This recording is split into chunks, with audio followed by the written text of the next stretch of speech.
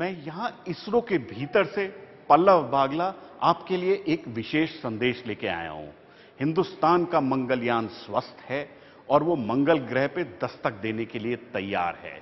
हिंदुस्तान मंगल ग्रह पे मंगलयान द्वारा मंगल यात्रा करके पहुंचने के लिए पूरा तैयार है। हिंदुस्तान ने बड़ी छलांग लगाई है धरती से मंगल ग्रह तक। 3, 2, 1।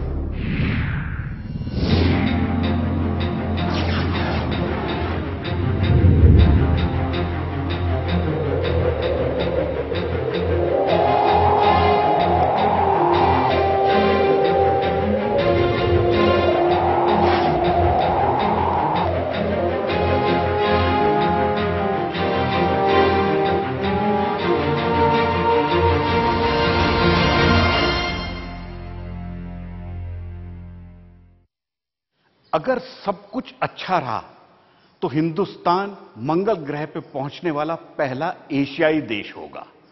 और भी बड़ी बात है, ऐसा करने वाला हिंदुस्तान दुनिया में पहला देश बन जाएगा, क्योंकि रूस और अमेरिका वो भी अपने पहले टेस्ट में मंगल ग्रह पे नहीं पहुंचे थे।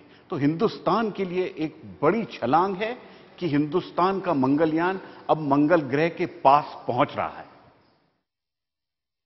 3, 2, 1, 0 + 1। बीते साल 5 नवंबर को लॉन्च होने के बाद से लगातार आगे बढ़ते मंगलयान ने अब एक और अहम पड़ाव को पार कर लिया है, जब सोमवार दोपहर 2:30 बजे इसके मेन लिक्विड इंजन का 4 सेकंड के लिए टेस्ट बर्न किया गया। ये इंजन बीते 9 महीनों से बंद पड़ा हुआ था, जिसका इस्तेमाल अब मंगल की कक्षा में जाते वक्त यान की रफ्तार कम करने के लिए किया जाएगा। सैटेलाइट के साथ एक बड़ा रॉकेट मोटर और 8 छोटे थ्रस्टर हैं। In that process, we are also doing a minor trajectory correction that originally we would have done a few days ago.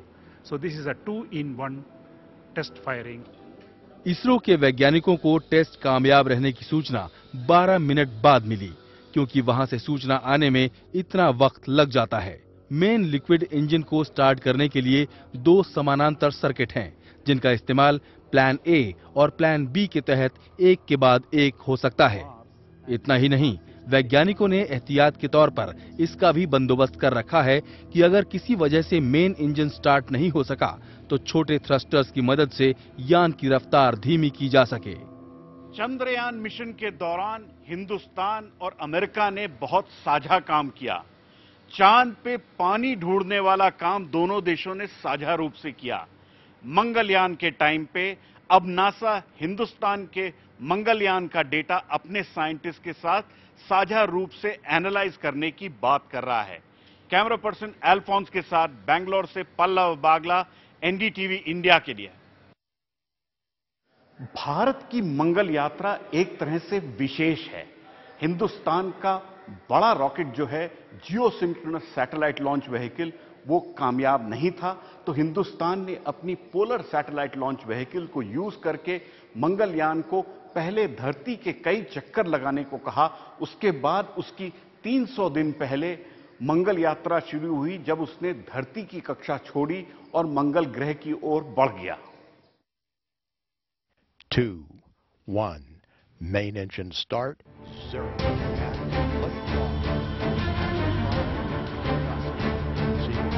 ये तस्वीरें नासा के मंगल मिशन की हैं, जिसमें एक बेहद ताकतवर रॉकेट सैटेलाइट को लेकर सीधे मंगल के लिए रवाना हो रहा है। आमतौर पर इसके लिए GSLV रॉकेट इस्तेमाल होते हैं, जिसमें 3 चरणों का इंजन होता है। लेकिन भारत ने मंगल तक पहुंचने के लिए न सिर्फ अलग रॉकेट का इस्तेमाल किया, बल्कि रास्ता भी अलग चुना। दरअसल GSLV की नाकामी की वजह से भारत ने मंगल यात्रा के लिए अपने भरोसेमंद रॉकेट PSLV का चुनाव किया, लेकिन इसकी वजह से यान का सफर थोड़ा लंबा बनाया गया।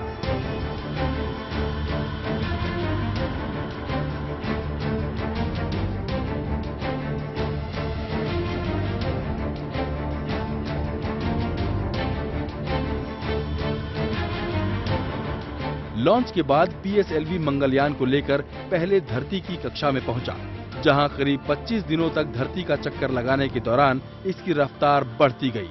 इसके बाद ये धरती की कक्षा से निकलकर ट्रांसफर ऑर्बिट में पहुंचा, जहां धरती से मंगल की दूरी तय करने में मंगलयान को करीब 9 महीने का वक्त लगा, ताकि ये मंगल के गुरुत्वाकर्षण के दायरे में आकर उसका चक्कर लगाने लगे। आमतौर पर लाल ग्रह के लिए जाने वाले रॉकेट एक झटके में ही मंगल की ओर छलांग लगाते हैं, जबकि भारत ने जटिल और मुश्किल रास्ते का चुनाव किया। लेकिन अहम बात ये रही कि इसरो के वैज्ञानिकों ने 15 महीनों के रिकॉर्ड वक्त में इसे तैयार कर दिया, क्योंकि अगर बीते साल 30 नवंबर से पहले मंगलयान धरती कक्षा से अंतरिक्ष में नहीं निकला होता, तो मंगल के करीब आने के लिए फिर अगले 26 महीनों तक इंतजार करना होता।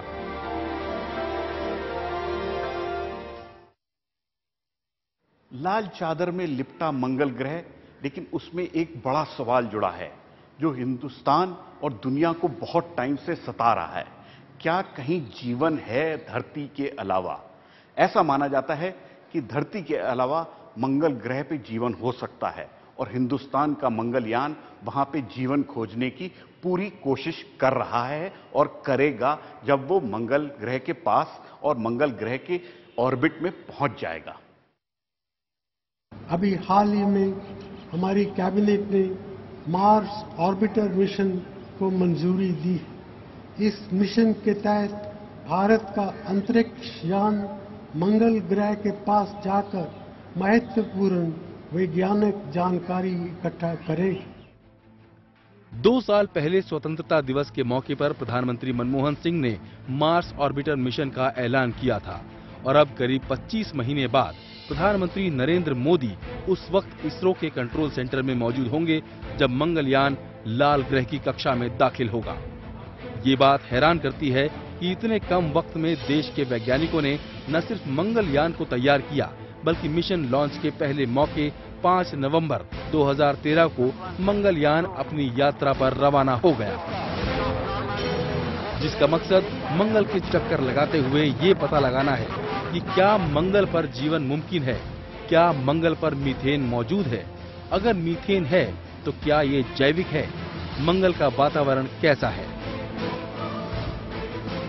बेशक भारतीय वैज्ञानिक मिशन चंद्रयान की कामयाबी से उत्साहित थे, लेकिन चांद और मंगल की यात्रा में जमीन आसमान का फर्क था। जहां चांद के लिए सिर्फ 4 लाख किलोमीटर की दूरी तय करनी थी, वहीं मंगलयान 40 करोड़ किलोमीटर से भी ज्यादा की दूरी तय कर मंगल ग्रह के 80,000 किलोमीटर के दायरे में चक्कर लगाएगा।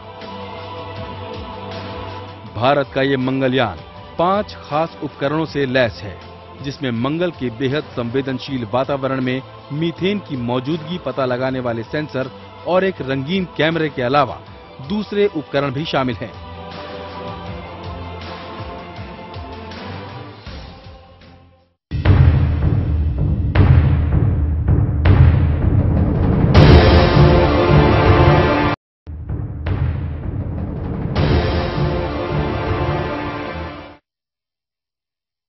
भारत के मंगलयान की एक और विशेषता है, वो इंटरप्लैनेटरी मिशंस में सबसे सस्ता मिशन है।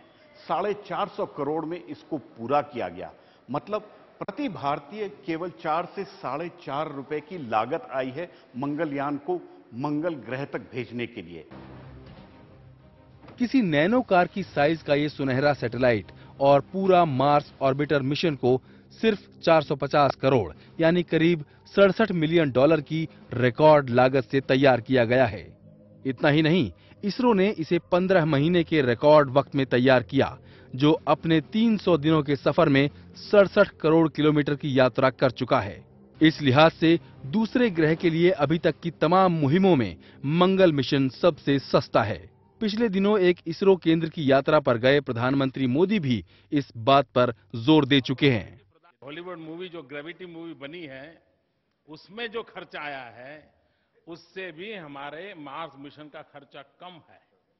लाल ग्रह पर भारतीय मिशन से कुछ दिनों पहले पहुंचे नासा के मिशन मैवन की लागत भारत के मुकाबले 10 गुनी है। ये एक सस्ता मिशन है लेकिन हमने इसमें कोई समझौता नहीं किया We है। have not compromised anything. Mangal mission के चहेतों की पहली पसंद अमेरिकी रोवर क्यूरोसिटी, जो अभी मंगल की सतह पर मौजूद है, उसकी लागत $2 अरब से भी ज्यादा आई है। ऐसे में भारतीय तकनीक लागत को काफी कम कर देती है। कुछ लोगों का मानना है कि हिंदुस्तान का मंगलयान मिशन बहुत महंगा है। केवल 450 करोड़ रुपए उसकी लागत है। उसका मतलब हुआ 4 रुपए प्रति भारतीय। ये तो किसी भी तरह से देखा जाए तो बहुत महंगा मिशन नहीं हुआ। कैमरा पर्सन अल्फोंस राज के साथ बंगलौर से पल्लव बागला, एनडीटीवी इंडिया के लिए। मंगलयान की कामयाबी हिंदुस्तान के 500 से ज्यादा वैज्ञानिक जो इससे जुड़े हैं, उनकी जोश और जज्बे की निशानी है। दिखाता है कि हिंदुस्तान के पास काबिलियत है बड़ी छलांग लगाने की, धरती से मंगल ग्रह तक, जो 200 मिलियन किलोमीटर से दूर है। यह भी दिखाता है कि हिंदुस्तान एक बड़ी सोच रखता है और बड़ी ताकत से अपने कार्यक्रम को पूरा कर सकता है। जमीन पर भारत और चीन भले ही मुस्कुराते और हाथ मिलाते नजर आएं, लेकिन दूर अंतरिक्ष में एशिया के इन दो देशों के बीच रेस लगी है, खासकर लाल ग्रह मंगल को लेकर।